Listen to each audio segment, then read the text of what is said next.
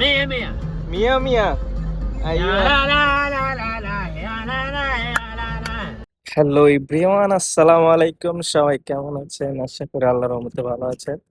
আজকে আমরা যাচ্ছি বাঙালি মার্কেট। তো আমাদের খাওয়া লাগবে, তো খাইলে আসলে বাঁচতে হলে খাইতে হবে, আর খাওয়ার জন্য খাওয়া চাউল কিনতে হবে। তো আমরা যাচ্ছি বাঙালি মার্কেট। এটা কি দেখছো? এটা একটা বিল্ডিং। এই বিল্ডিংয়ে আমরা থাকি 3 তলা বিল্ডিং, আমরা থাকি 2 তলা। সেই সুন্দর। কথা হচ্ছে তারই পাশে আছে 2 স্টার একটা হোটেল।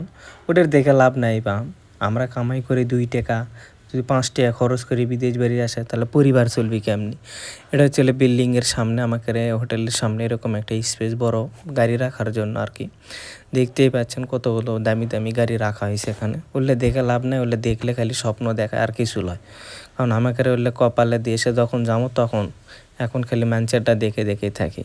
তার পাশে আমাকে সামনে দিয়ে বড় বড় বিল্ডিং দিয়ে চিনালে সৈদিকরে বাড়ি। আসলে দেখে বাড়িটা ভালো লাগে দেখতে। সকালে উঠে দেখি আমরা, দাঁত ব্রাশ করে আর ওই বাড়িটা দেখি। আর আজ আমার সাথে একটা সাথী এক লেগে গেছে, আর কাম খালি সারাদিন মোবাইল টিপা আর প্রেম করা। আর কামই হচ্ছে খালি বেডি চলে গেছে সাথে কথা কয়, আর কিছুই না।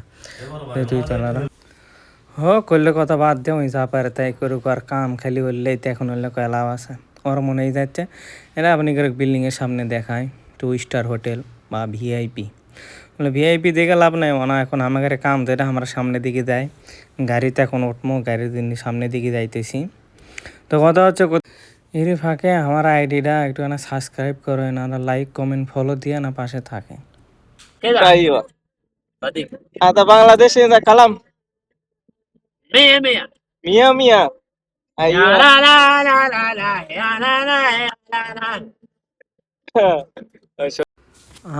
যে সুন্দর একটা চাচার গাড়ি তুলছি বুঝলেন, ওই চাচা আমার ভিডিও করার জায়গায় তো তেই হয়েছি আয় লাপাল লাগছে। আর কইছে বাংলাদেশ ভালো, বাংলাদেশ ভালো। ওর কথা বাংলাদেশে অনেক, সৌদি আরবে অনেক সৌদি আছে যারা অনেক ভালোবাসে বাংলাদেশি লোকজনকে, আসলে এটাই সত্যি।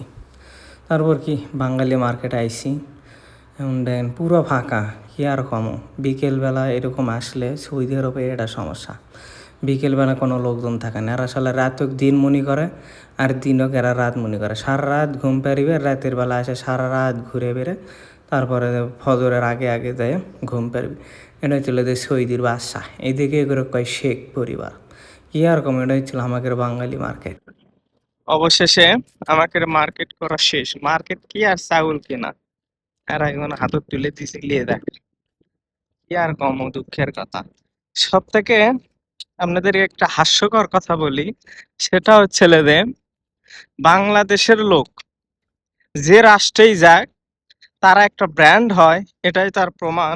সেটা হচ্ছে যে বাংলাদেশের যে কোনো রাষ্ট্রে যাওয়া বাঙালি মার্কেট আছে, কিন্তু দেখো বাংলা এই সৌদি আরবে কত দেখো পাকিস্তানি আছে, ইন্ডিয়া আছে, ফিলিপাইনি আছে, ইন্দোনেশিয়া আছে, তার করে কোনো মার্কেট নাই। এই বাঙালি মার্কেট যে কোনো রাষ্ট্রে যান, বাঙালি যে রাষ্ট্রে গেছে এর করে একটা বাঙালি মার্কেট থাকেই। এটা পুরোটা একটা বাঙালি মার্কেট নামে পরিচিত। অথচ দেখেন এখানে কত হাজার হাজার কোনো সব রাষ্ট্রের লোক এখানে আছে, অথচ কোনো রাষ্ট্রের নাম দেয়নি, কিন্তু বাঙালির নাম দিয়েছে, তো বাঙালি মার্কেট। এটাই হচ্ছিল যে বাঙালি এটা ব্র্যান্ড।